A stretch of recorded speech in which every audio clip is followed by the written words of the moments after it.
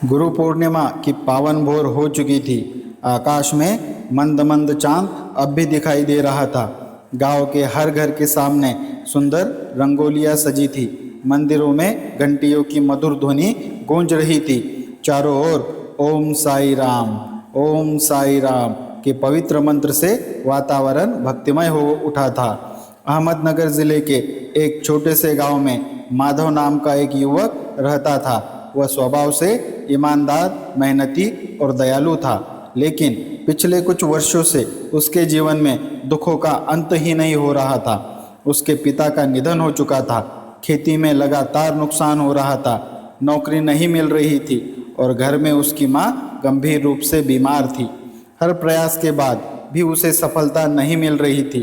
माधव प्रतिदिन भगवान के सामने बैठकर कहता, हे प्रभु, मैंने कभी किसी का बुरा नहीं किया, फिर मेरे जीवन में इतना दुख क्यों है।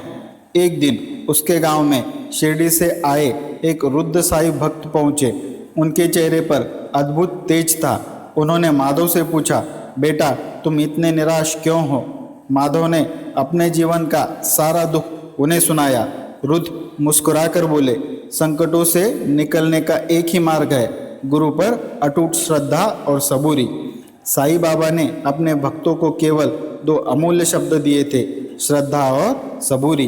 इन्हें अपने जीवन में उतार लो। उन्होंने माधव को साईं बाबा की एक छोटी सी तस्वीर दी और कहा, आज गुरु पूर्णिमा से प्रतिदिन साईं बाबा की आरती करना। उनसे कुछ मत मांगना, केवल सच्चे मन से उनकी भक्ति करना। माधव ने उस तस्वीर को अपने मस्तक से लगाया। अगले ही दिन उसने प्रातः स्नान कर साईं बाबा को फूल अर्पित करना, दीप जलाना और ओम साई राम का निरंतर जाप करना शुरू कर दिया। शुरुआत में कुछ भी नहीं बदला। 1 महीना बीत गया, 2 महीने बीत गए, 3 महीने बीत गए, लेकिन माधव ने अपनी भक्ति नहीं छोड़ी। एक रात उसे एक अद्भुत स्वप्न आया।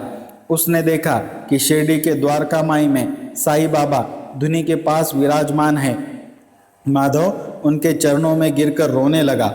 साईं बाबा ने उसके सिर पर हाथ रखा और प्रेम से कहा, बेटा, संकट परीक्षा होते हैं, भक्ति कोई सौदा नहीं होती। मुझसे कुछ मत मांगो, उचित समय आने पर मैं तुम्हें सब कुछ दूंगा।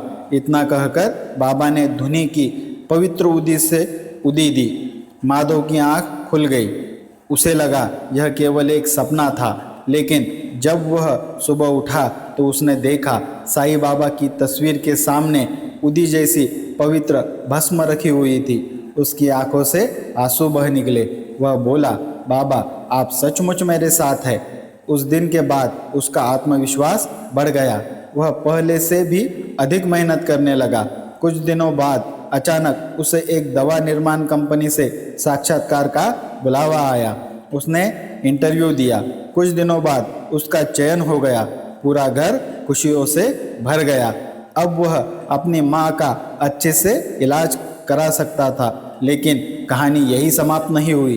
1 वर्ष बाद फिर गुरु पूर्णिमा आई। माधव ने निश्चय किया, इस बार मैं शिरडी जाकर बाबा के दर्शन अवश्य करूँगा। वह सुबह सुबह बस से शिरडी पहुँचा। समाधि मंदिर में भक्तों की लंबी कतार लगी हुई थी। घंटों प्रतीक्षा करने के बाद उसे बाबा के दर्शन हुए। समाधि के सामने खड़े होकर उसकी आंखों से आंसू बहने लगे। उसने कुछ भी नहीं मांगा, बस इतना कहा, बाबा, आपने मुझे श्रद्धा का वास्तविक अर्थ समझा दिया। दर्शन करने के बाद वह द्वारका माई पहुंचा। वहां एक वृद्ध फकीर शांत भाव से बैठे थे। उन्होंने माधव को देखकर पूछा, बेटा, नौकरी मिल गई ना। माधव आश्चर्यचकित रह गया। उसने उस व्यक्ति को पहले कभी नहीं देखा था। वह बोला, हाँ, लेकिन आपको कैसे पता।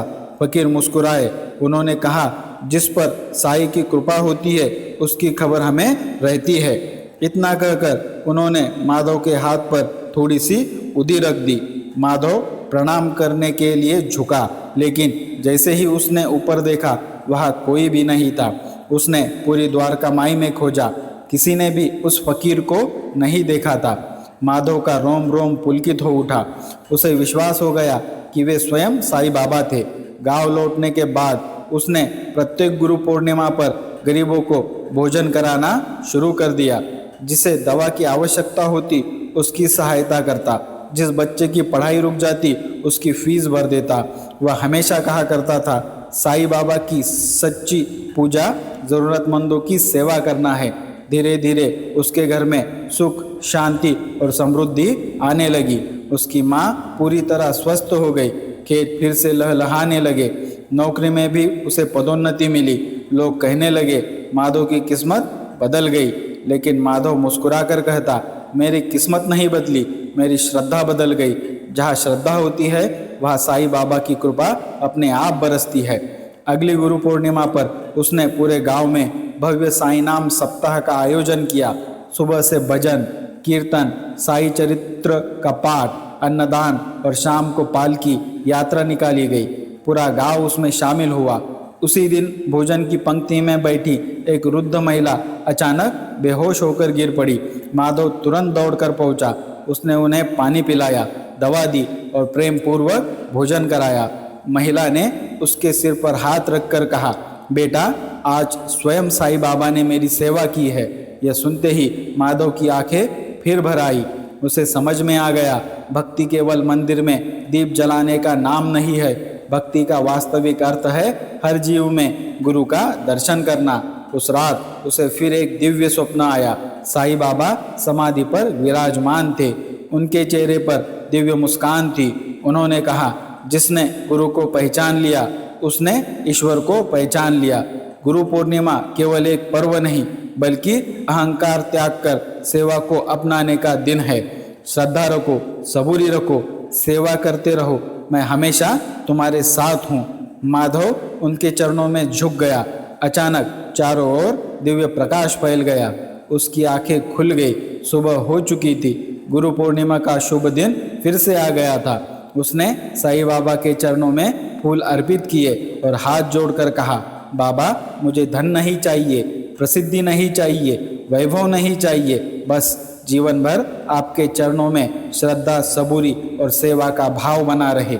उस दिन के बाद माधव हर गुरु पूर्णिमा पर केवल एक संदेश देता था, गुरु वह दीप है जो अंधकार से प्रकाश की ओर ले जाता है। साईं बाबा श्रद्धा, सबूरी, प्रेम, सेवा और करुणा के अनंत सागर है। जो सच्चे मन से उनका स्मरण करते हैं, उनके जीवन से संकट समाप्त होने से पहले उन्हें उन संकटों का सामना करने की शक्ति अवश्य मिलती है। यह गुरु कृपा का सबसे बड़ा चमत्कार है। श्री सच्चिदानंद सद्गुरु साईनाथ महाराज की जय। दोस्तों, यदि आपको यह कहानी पसंद आई हो तो इसे लाइक करें, शेयर करें और कमेंट करके अपनी राय ज़रूर बताएं। साथ ही हमारे चैनल को सब्सक्राइब करना न भूलें। पूरी कहानी सुनने और देखने के लिए आप सभी का दिल से धन्यवाद। यदि आप हमारे चैनल पर पहली बार आए हैं तो बेल नोटिफिकेशन ज़रूर ऑन कर ले। इससे आने वाली हर नई वीडियो आपको सबसे पहले सुनने और देखने को मिलेगी। फिर मिलेंगे ऐसी ही एक नई और प्रेरणादायक कहानी के साथ। धन्यवाद।